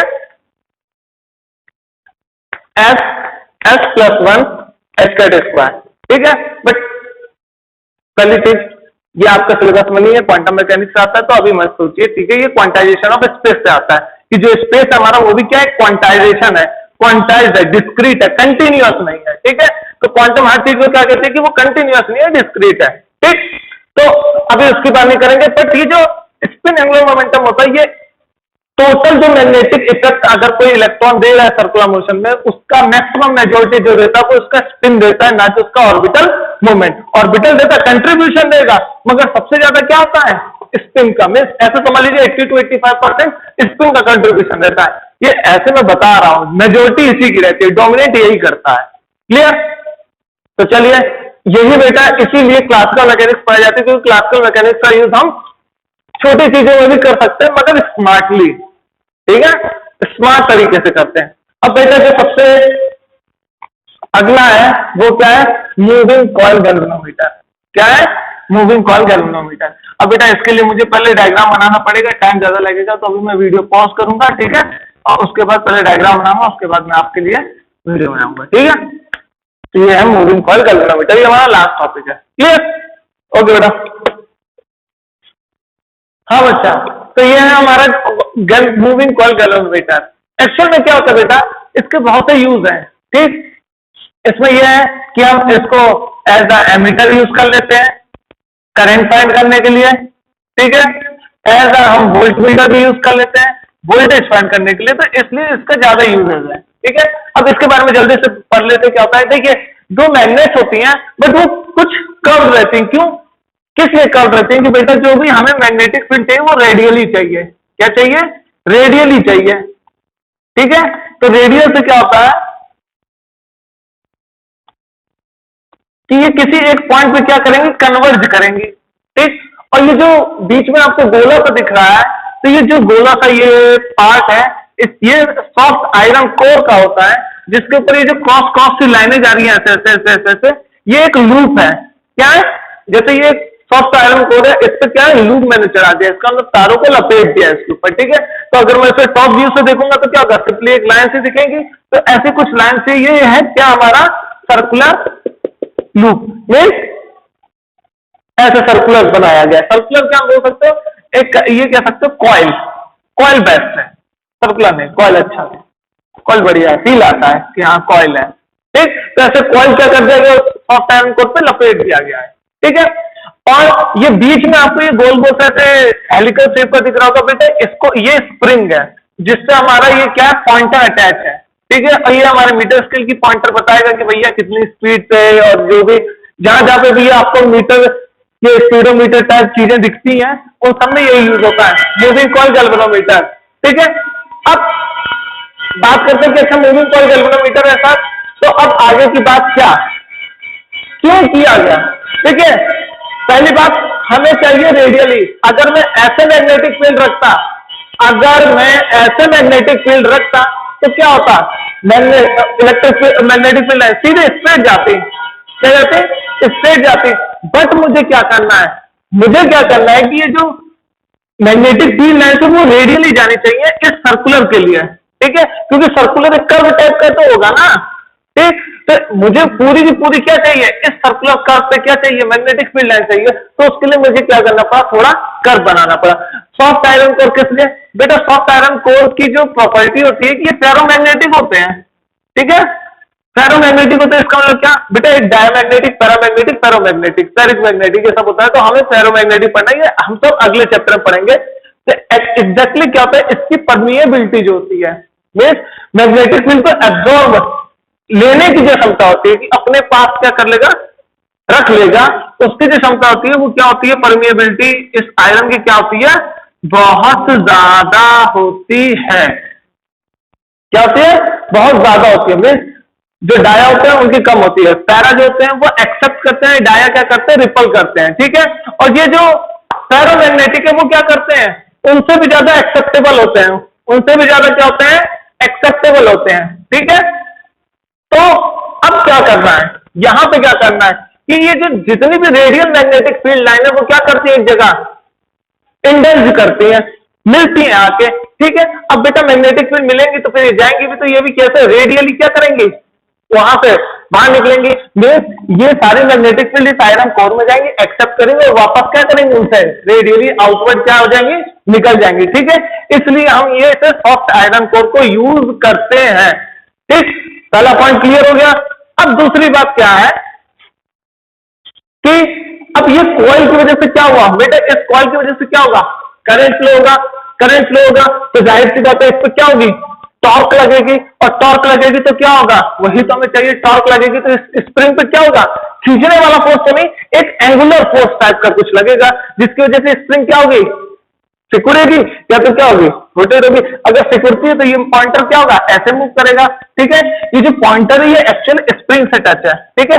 स्प्रिंग अगर घूमेगी, टाइट होगी तो क्या होगा, क्योंकि फोर्स, मैग्नेटिक फोर्स जो होती है वो करंट पे डिपेंड करती है, जितनी ज्यादा करंट उतनी ज्यादा टॉर्क, और जितनी ज्यादा टॉर्क उतना ही उस स्प्रिंग में क्या होगा बेटा, एक स्प्रिंग है उसको मैंने रोटेट कर दिया तो उस पर भी तो कुछ अंदर फोर्स जा रही होगी। तो जैसे मैंने रोटेट किया तो ये स्प्रिंग क्या की, जितनी ज्यादा करंट रही तो उसमें क्या होगा, ये स्प्रिंग घूमेगी, और जितनी स्प्रिंग घूमेगी पॉइंटर इधर होगा। जितनी स्प्रिंग करंट कम फ्लो करेगी उतना क्या होगा, इसे कम यूज होगा, ठीक है। तो ये सीधे स्प्रिंग क्या हो जाएगी, नीचे साइड चली जाएगी, ठीक है। तो ये एक्चुअल में यूज होता है क्या कि ये जो कॉइल है, ये कॉइल जब इस पर करंट फ्लो करेंगे तो ये क्या करेगा, एक मैग्नेटिक फील्ड जनरेट करेगा, और एक बाहर से एक्सटर्नल मैग्नेटिक फील्ड है। तो ये दोनों मैग्नेटिक फील्ड के कारण क्या हुआ, इंट्रैक्शन के कारण इस सर्कुलर लूप पे क्या होता है, टॉर्क लगता है। और ये जो सर्कुलर, ये जो आपको ये सर्कुलर सॉफ्ट आयरन कोर दिख रहा है ये मूवेबल होता है, मीन्स ये फ्रीली मूव कर सकता है, रोटेट कर सकता है, मीन्स किसी एक्सिस पे क्या कर सकता है, ऐसे रोटेट कर सकता है, ठीक है। ये ऐसा बांधा जाता है। अब यहां पे अगर मैं स्प्रिंग लगा दूं और स्प्रिंग को किसी पॉइंटर से बांध दूं तो जब ये ऐसे रोटेट करेगा तो क्या होगा, स्प्रिंग टाइट होगी, स्प्रिंग को मैंने खींच नहीं रहा हूं, मैं घुमा रहा हूं, तो स्प्रिंग को घुमाएंगे तो भी तो उसके अंदर क्या होगा, फोर्स जनरेट होगा, क्योंकि स्प्रिंग घुमाने से क्या होता है, उसका स्प्रिंग घुमाने से क्या होता है बेटा, उसमें एक फोर्स स्टोर होता है जिसको रिस्टोरिंग फोर्स बोलते हैं, ठीक है। तो यहाँ पे बात एंगल की जाएगी, क्योंकि यहाँ एंगुलर फोर्स लग रहा है यहाँ पे लीनियर फोर्स नहीं लग रहा है, स्प्रिंग को खींच नहीं रहा है, स्प्रिंग को घुमा रहे हैं, जिसके कारण क्या लग रहा है उस पर एक रिस्टोरिंग एंगुलर फोर्स लग रहा है, ठीक है, रिस्टोरिंग एंगुलर फोर्स लग रहा है, ठीक है। तो ये था ओवरऑल इसका कि कैसे क्या क्यों रखा गया इस चीजों को, ये सारी चीज मैंने बता दी। ये मैग्नेट स्टेशनरी होते हैं, ठीक है सर, और साथ ही साथ क्या होते हैं, ये स्टेशनरी होते हैं और हाई मतलब स्ट्रॉन्ग इलेक्ट्रोमैग्नेट होते हैं, ठीक है। तो सर अब इससे हम क्या करें, आपने तो बता दिया, बोल दिया, पट पट पट पट पट पट बोल दिया, अब क्या करें। तो बेटा एक बात बताओ, हमने तो पढ़ा है कि अगर करंट बहेगा कोई मैग्नेटिक फील्ड है तो उस पर जो फोर्स लगेगा वो तो ये लगेगा, क्लियर, तो हमें मालूम है। अगर मैं इसके मैग्नीट्यूड की बात करूंगा तो आप क्या बोलोगे सर, ये क्या हो जाएगा, M B sine theta, magnitude की बात करेंगे। अब एम को अगर मैं चेंज करूंगा तो क्या होगा बेटा, एम को चेंज करूंगा तो क्या होगा, N I A B sine theta. तो ये मेरा टॉर्क है, ये मेरा क्या है टॉर्क, क्योंकि बेटा यहाँ एन लूप बनाई गई है, तो एन लूप बनाई गई होगी तो जाहिर सी बात है हमें एन कंसीडर करना ही पड़ेगा, ठीक। अब बेटा एक चीज बताओ, ये जो थीटा होता है वो क्या होता है, थीटा एक्चुअल में क्या होता है, एम और मैग्नेटिक फील्ड के बीच में, एम और मैग्नेटिक फील्ड के बीच में क्या होता है, देखो बताएगा नहीं कोई कि एम मैग्नेटिक फील्ड के बीच में क्या होता है। चलिए, ये जो थीटा होता है वो क्या होता है बेटा, एम और बी के बीच का मीन करंट, करंट या आप ये सिंपली बोल सकते हो फोर्स और आर के बीच में जो होगा, ठीक। और सिंपल से एम ही बोलो कि इस सर्कल का जो एरिया होगा वो क्या होगा, ऊपर के साइड, और मैग्नेटिक फील्ड क्या होगी, ये बेटा ये जो सर्कल है ये सर्कल है, ठीक। तो इसका जो मोमेंट होगा वो क्या होगा, आई ऐसे फ्लो कर रहा है, ठीक है, आई तो ऐसे चल रहा है, और एरिया क्या होगी इस सर्कुलर की, इस सॉफ्ट आयरन कोर की एरिया क्या होगी, ऊपर की साइड होगी, और मैग्नेटिक फील्ड क्या होगा, इस डायरेक्शन में होगा, इस डायरेक्शन में होगा, इस डायरेक्शन में, बट सरफेस के तो 90 डिग्री बनना है ना, देखिए ये है मैग्नेटिक फील्ड इस डायरेक्शन में, इस डायरेक्शन में, इस डायरेक्शन में, तो बेटा इस डायरेक्शन की बात करेंगे तो ये तो 90 डिग्री बन रहा है ना, तो इसका मतलब जो थीटा होता है वो क्या होता है, मैग्नेटिक फील्ड का हमेशा 90 डिग्री होता है। इसका मतलब यहां जो टाउ लगेगा वो सिंपली क्या लगेगा, एन आई ए बी लगेगा, ठीक है, क्लियर, कोई दिक्कत नहीं होनी चाहिए इसमें, ठीक है, क्योंकि यहां से मैं टाउ की डायरेक्शन बता रहा हूं, ये मैग्नेटिक फील्ड और बी की डायरेक्शन बता रहा हूं, बी बेटा कैसा है, इस सर्कुलर लूप के इधर इधर इधर ऐसे जा रहा है, ठीक, और जो एन है वो किस डायरेक्शन में, जिस डायरेक्शन में ए होगा, तो ए किस डायरेक्शन में, ए किस डायरेक्शन में, या तो ऊपर होगा या तो नीचे होगा, तो मतलब क्या मैं अंदर की साइड उसका एरिया वेक्टर लूं या बाहर की साइड उसका एरिया वेक्टर लूं, दोनों पे क्या रहेगा, दोनों पे क्या रहेगा बेटा, दोनों पे यही आपको दिखेगा कि सर काम तो वही हो रहा है जो हमें चाहिए, क्या कि एरिया वेक्टर ऊपर की साइड है, तो क्या हुआ, इसका मतलब ये जितनी भी एंगल बनेंगी वो क्या बनेंगी, 90 डिग्री बनेंगी, तो थीटा को मैं 90 लूंगा तो टाउ क्या हो गया, एनआईए भी, ठीक है सर। अगर ये सॉफ्ट आयरन कोर घूमा तो ये जो स्प्रिंग है अगर मैंने इसको पॉइंटर से बांध रखा तो इस पर क्या होगा, एक टॉर्शनल फोर्स लगेगा, ठीक, क्योंकि अगर मैं हुक्स लॉ की बात करूं तो ये हमें मालूम है कि एफ क्या होता है, एक्स के बराबर होता है, ठीक है, और अगर मैं कांस्टेंट जोड़ता तो क्या होता है, ये हमें मिलता है, बट ये कैसा फोर्स है, लीनियर फोर्स है, क्या कैसा फोर्स है, लीनियर फोर्स है। अब मैं क्या कर रहा हूं बेटा, लीनियर फोर्स की बात नहीं कर रहा, ठीक है, यहां पे जो फोर्स लग रही है वो एंगुलर की बेसिस पे लग रही है बेटा। इस फोर्स को अगर मैं टाउ बनाऊंगा तो मैंने एंगल कंसीडर किया, तो अगर इस लीनियर को भी अगर मुझे चेंज करना पड़ेगा, अगर मैं इसको टाउ चेंज कर रहा हूं तो इसको किसमें चेंज करना पड़ेगा, एंगल में, तो मैं क्या लिख सकता हूं, जो टाउ होगा वो क्या होगा, डायरेक्टली प्रोपोर्शनल टू पाई होगा, ठीक। और इस टाउ को अगर मैं क्लियर करूंगा तो यहां पे मुझे क्या मिलेगा, एक के पाई मिलेगा, और इस के की नाम क्या होता है बेटा, टॉर्शनल कांस्टेंट होता है, क्या होता है,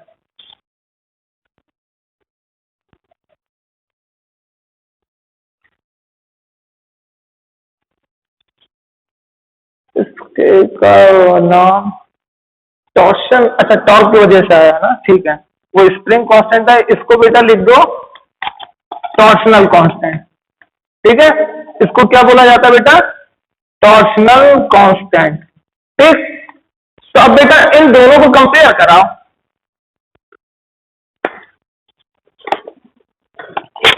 इन दोनों को कंपेयर कराओ, इसको हटा रहा हूं, ठीक है, ज्यादा जगह ले रहा है।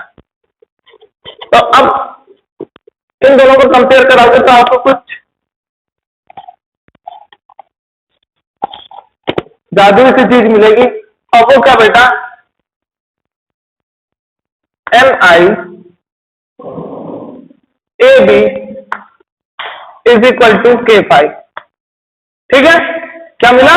K5। अब बेटा I को इधर ले जाओ, M को इधर ले जाओ, तो मैं क्या लिख सकता हूं? N AB upon K is equal to 5/I। ठीक है बेटा, ये जो हमारा आया, ये हमारा क्या आया? इक्वेशन आ गई। ठीक,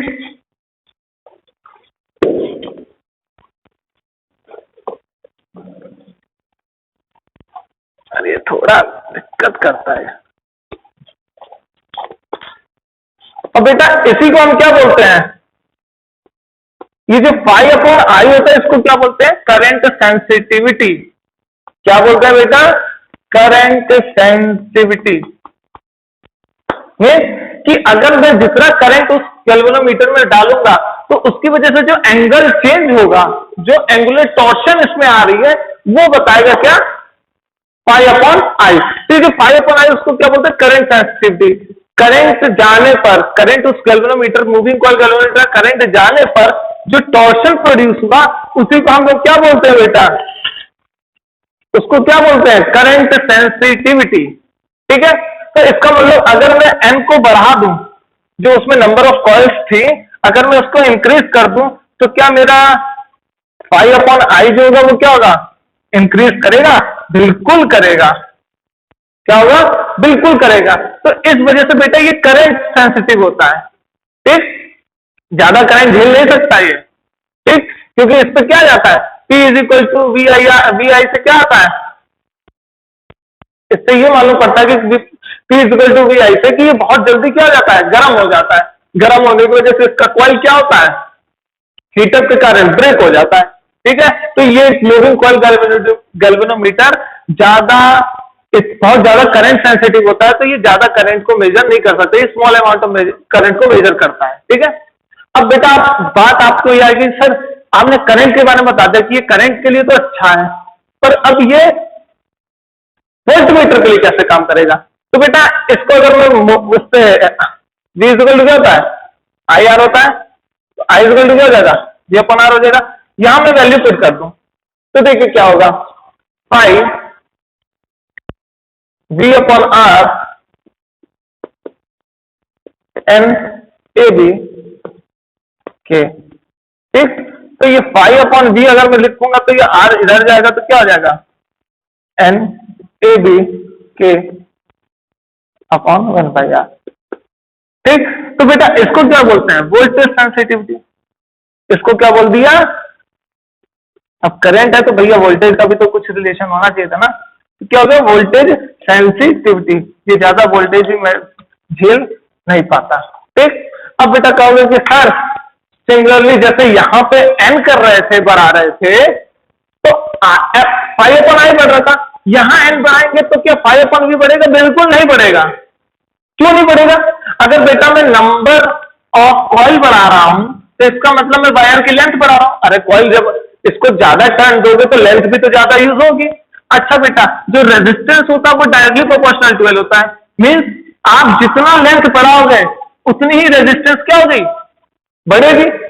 अब लेट सपोज करिए कि मैंने 2N बढ़ा दिया, कॉइल को डबल कर दिया, तो मेरी रेजिस्टेंस भी क्या हो गई? डबल हो गई। तो अगर मैं यहाँ 2N करूंगा और यहाँ 2R करूंगा तो ये करके वापस से फिर क्या जाएगा? वही सेम चीज आ जाएगी। तो इसका मतलब ये नंबर ऑफ कॉइल पे डिपेंड नहीं करेगा। डज नॉट डिपेंड ऑन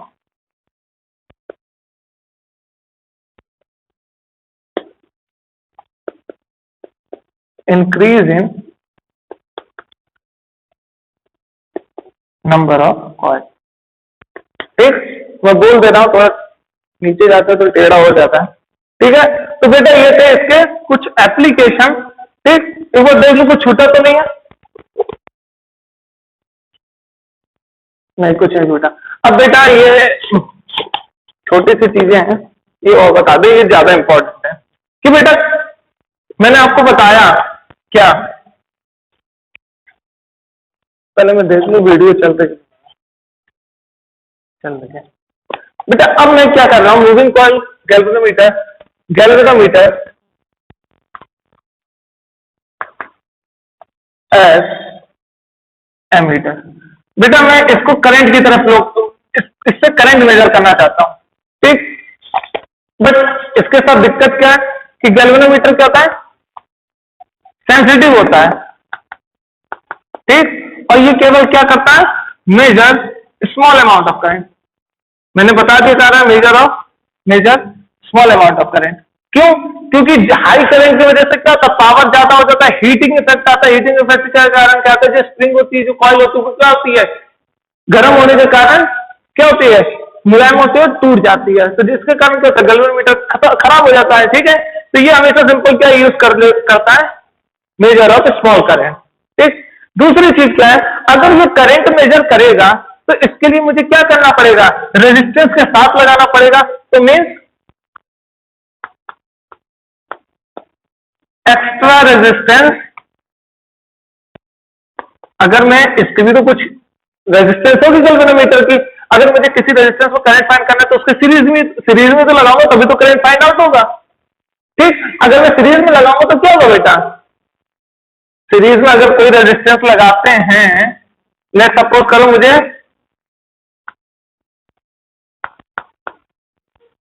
इस आर का क्या करना था, मुझे रेजिस्टेंस फाइंड करना था, तो मैं करंट के लिए गैल्वेनोमीटर यहीं पे लगाऊंगा, बट इसका भी तो कुछ रेजिस्टेंस होगा। दोनों रेजिस्टेंस सीरीज में, जब रेजिस्टेंस को जोड़ा जाता है तो रेजिस्टेंस बढ़ जाता है, रेजिस्टेंस बढ़ जाता है तो इसका मतलब क्या होगा, मीन्स इस गैल्वेनोमीटर को सीरीज में लगाने की वजह से एक्स्ट्रा रेजिस्टेंस आया, और इस एक्स्ट्रा रेजिस्टेंस की वजह से क्या हुआ, जो एग्जैक्ट वैल्यू थी वो हमें नहीं मिल पाई। Exact value of current can not B.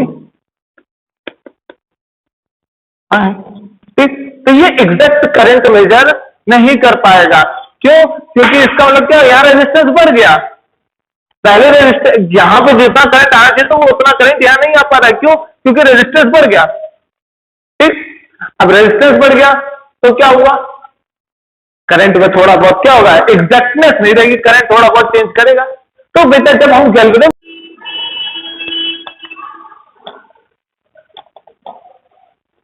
हाँ तो बेटा अब ये समझिए कि जब एग्जैक्ट वैल्यू नहीं आएगी तो हम क्या करेंगे, गैल्वेनोमीटर के साथ मैं क्या करूंगा, एक इसके रेजिस्टेंस, गैल्वेनोमीटर में कुछ रेजिस्टेंस होगा, उससे छोटे रेजिस्टेंस से क्या करूंगा मैं, लेट सपोज करें इसको 20 ओम बोलते हैं, तो इसको 19, 16 कुछ ओम लिख सकते हैं। ठीक है, तो मैं जो भी ये रेजिस्टेंस होगा वो इस गैल्वेनोमीटर के रेजिस्टेंस से क्या होगा, कम होगा। ठीक है, तो इसको मैं एस नाम दे दे रहा हूं। तो बेटा जो यहां से करंट जाएगी वो कम रेजिस्टेंस के कारण मैक्सिमम से मैक्सिमम करंट कहां से जाएगी, यहां से निकल जाएगी, और इसके पास कम से कम आएगी। तो जो मैंने बोला था कि गैल्वेनोमीटर करंट सेंसिटिव होता है, ज्यादा करंट नहीं ले पाता, वो स्मॉल करंट को मेजर करता है, तो यहां से मिनिमम करंट जाने के कारण क्या हुआ, वो सेंसिटिविटी जो थी उस केस को हमने क्या कर लिया, ओवरकम कर लिया। ठीक, दूसरी बात क्या थी कि सर सीरीज में लगाने से क्या होता है, रेजिस्टेंस बढ़ता है, तो बेटा यहाँ पैरेलल लगाने से जो नेट रेजिस्टेंस था वो क्या हो गया, पैरेलल में अगर हम रेजिस्टेंस लगाते हैं तो क्या होता है, जो नेट रेजिस्टेंस होता है वो क्या होता है, कम हो जाता है इंडिविजुअल से, सारे रेजिस्टेंस के इंडिविजुअल से भी क्या होता है, कम होता है। तो पैरेलल लगाने से क्या हुआ, रेजिस्टेंस शंट लगाने से, शंट मतलब स्मॉल काइंड ऑफ रेजिस्टेंस। ठीक है, शंट मतलब जो स्मॉल रेजिस्टेंस होता है उसको शंट बोलते हैं। ठीक, तो बेटा क्या हुआ, पैरेलल लगाने से क्या हुआ, ये टोटल रेजिस्टेंस क्या हो गया, कम हो गया। तो वहां पे जो रेजिस्टेंस एक्स्ट्रा हो रहा था, यहाँ पे वो रेजिस्टेंस को मैंने क्या कर दिया, पैरेलल लगाने से कम कर लिया। ठीक, तो अब बेटा बात करते हैं कि आरएस क्या होगा, ये जो रेजिस्टेंस होगा ये क्या होगा, शंट रेजिस्टेंस क्या होगा, इसकी बात कर लेते हैं। तो हम क्या करते हैं, केवीएल लगा लेते हैं, किरचॉफ वोल्टेज लॉ। ठीक, तो मैंने बताया था कि अपोजिट डायरेक्शन में अगर करंट आएगी तो क्या लिखेंगे, IG RG मीन्स गैल्वेनोमीटर की रेजिस्टेंस प्लस में रहेगी और ये क्या रहेगी, माइनस में रहेगी, सेम है IS RS is equal to 0। तो यहां से बेटा जो RS निकलेगा वो मेरा क्या निकलेगा, IG RG अपॉन IS। ठीक, अब बेटा इस पॉइंट पे, ये ए पॉइंट पर अगर मैं केसीएल लगाऊं तो क्या होगा, यहां से टोटल आई करंट जा रही थी तो वो किसके बराबर हो जाएगी, IG प्लस IS के। मीन्स जो गई मतलब जो आउट इनकमिंग करंट थी वो आउटगोइंग करंट के क्या होगी, सेम हो गई। तो इसका मतलब क्या हुआ, जो IS है वो किसके बराबर हो जाएगा, I माइनस IG के बराबर हो जाएगा। इसका मतलब क्या हुआ, यहां पे अगर मैं IS रखूंगा तो क्या होगा, IG RG अपॉन IS क्या हो जाएगा, I माइनस IG। ठीक, तो ये मेरा हो गया शंट रेजिस्टेंस का फॉर्मूला। ठीक है, ठीक है बेटा, ये हो गया मेरा शंट रेजिस्टेंस का फॉर्मूला हो गया। चलो ठीक है, अब बेटा बात करते हैं एज अ वोल्टमीटर की। वोल्टमीटर में क्या होता है, गैल्वेनोमीटर को कैसे कनेक्ट करना पड़ता है, पैरेलल। ठीक है, गैल्वेनोमीटर को कैसे कनेक्ट करना पड़ता है, पैरेलल। और करंट के लिए क्या करना पड़ता है, एमीटर की तरह बिहेव कराने के लिए सीरीज में। ठीक है, तो मैं सपोज करिए ये मेरा कोई रेजिस्टेंस था और इसके पहले मैंने क्या किया, एक वोल्टेज लगा दिया गैल्वेनोमीटर। अब बेटा इससे क्या हुआ कि यहां पे जो वोल्टेज था तो यहां से क्या होगा, कुछ करंट यहां जाएगी IG और यहां पे कुछ करंट IRJ होगी, यहां से निकलेगी। तो जब करंट अलग हो गई तो इसका मतलब क्या हुआ, जब करंट कम हो गई तो इसका मतलब यहां पे लेट्स सपोज करिए ये R जो था, जो करंट आ रही थी वो थी 20 या 10 ओम मान लीजिए। ठीक है, और जो वोल्टेज था तो वो 2 वोल्ट था, वोल्टेज जो था 2 वोल्ट था। तो मेरे पास I आया, V इक्वल टू IR होता है ना,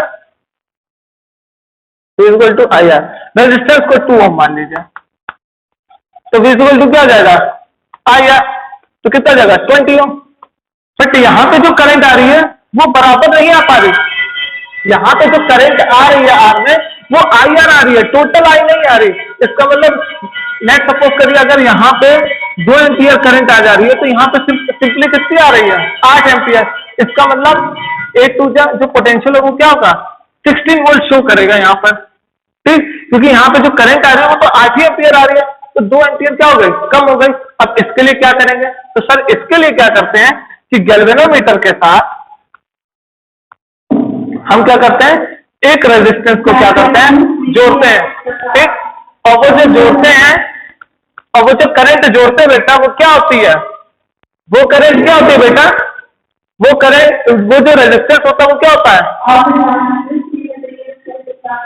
ठीक है, वो जो रेजिस्टेंस होता है वो क्या होता है बेटा, ज्यादा होता है। ठीक है, शंट में कम होता है, इसमें क्या होता है, ज्यादा होता है। एक बार मैं चेक कर लूं, हाँ ठीक। तो ये बेटा ये जो होगा RS, ये जो रेजिस्टेंस लगाते हैं क्या होता है, बहुत ही ज्यादा होता है in comparison to RG। Clear, तो इसके कारण क्या हुआ, इसके कारण क्या हुआ, इसके कारण बेटा सिंपली ये हुआ कि रेजिस्टेंस ज्यादा होने का कारण क्या हुआ, यहां रेजिस्टेंस ज्यादा हुआ, रेजिस्टेंस जहां ज्यादा होगा वहां करंट कम फ्लो करेगा, तो ज्यादा से ज्यादा करंट किधर जाने की कोशिश करेगा, यहां जाने की कोशिश करेगा। इसकी वजह से क्या हुआ, इसकी वजह से क्या हुआ बेटा, इसकी वजह से क्या, इसकी वजह से बेटा क्या हुआ कि रेजिस्टेंस ज्यादा होने की वजह से, रेजिस्टेंस ज्यादा होने की वजह से क्या हुआ कि जो करंट था वो यहाँ कम फ्लो किया, तो मैक्सिमम से मैक्सिमम करंट यहाँ फ्लो किया। तो अप्रोक्सीमेटली जो वोल्टेज होगा वो 19.6 टू 19.7 तक या 19.9 तक तो पहुंच ही सकता है ना। जितनी ज्यादा रेजिस्टेंस बढ़ेगा उतनी ज्यादा क्या होगा, हमारा करंट कम से कम यहाँ से फ्लो करेगा। तो बेटा वोल्ट मीटर जब भी लगाते हैं, गैल्वेनोमीटर जब भी लगाते हैं वोल्टेज के लिए, साथ में हाई रेजिस्टेंस को क्या करते हैं, प्रेफर करते हैं। अब लेट्स सपोज करिए यहां पे I करंट था और ये मेरी डायरेक्शन थी करंट की, तो क्या होगा, IRG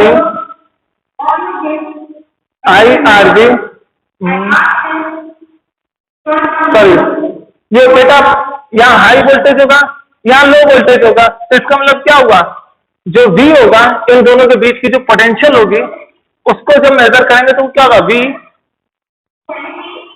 I R G plus I R S is equal to 0, I minus में होगा, तो बेटा V यहां से क्या हो जाएगा, आई R G plus I R S. Clear, तो ये होगा ना बेटा, ये G था ना, सॉरी ये करंट G होगा ना, केवल मैं इसी लाइन पे लगा रहा हूं, तो क्या होगा, G होगा, तो ये G ले लेना, ठीक है। तो बेटा यहाँ पे क्या होगा, आई जी कॉमन हो गया तो क्या हो गया, are G plus R S. Clear, तो जो बेटा यहाँ पे जो वोल्टेज होगा, मैं रेजिस्टेंस लगाने के बाद गैल्वेनोमीटर के साथ जो यहाँ पे वोल्टेज होगा, ये जो वोल्टेज होगा वो मुझे क्या मिलेगा, I G R G plus R S, ठीक है। तो अब इसकी वजह से क्या होगा बेटा, कि अगर मुझे आर एस की वैल्यू चाहिए तो क्या होगी, यहां से आर एस की वैल्यू क्या होगी बेटा, वी आई जी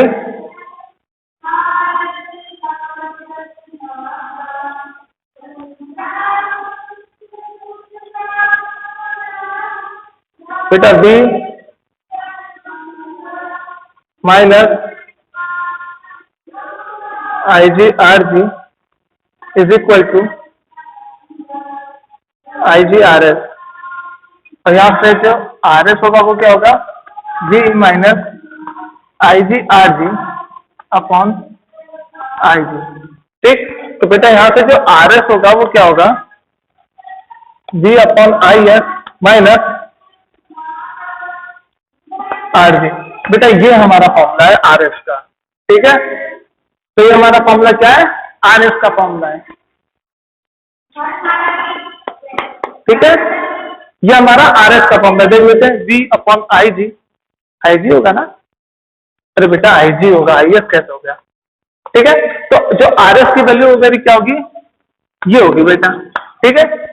तो हम क्या कर सकते हैं, गैल्वेनोमीटर एज अ वोल्टमीटर में हाई रेजिस्टेंस को लेकर यहाँ पे जो वोल्टेज है उसको क्या कर सकते हैं, कैलकुलेट कर सकते हैं, और जितना ज्यादा रेजिस्टेंस होगा, क्योंकि ये दोनों सीरीज में, तो इन दोनों का रेजिस्टेंस क्या होगा, कम होगा, तो इसके कारण क्या होगा, बेटा करंट जो होगा वो क्या होगा,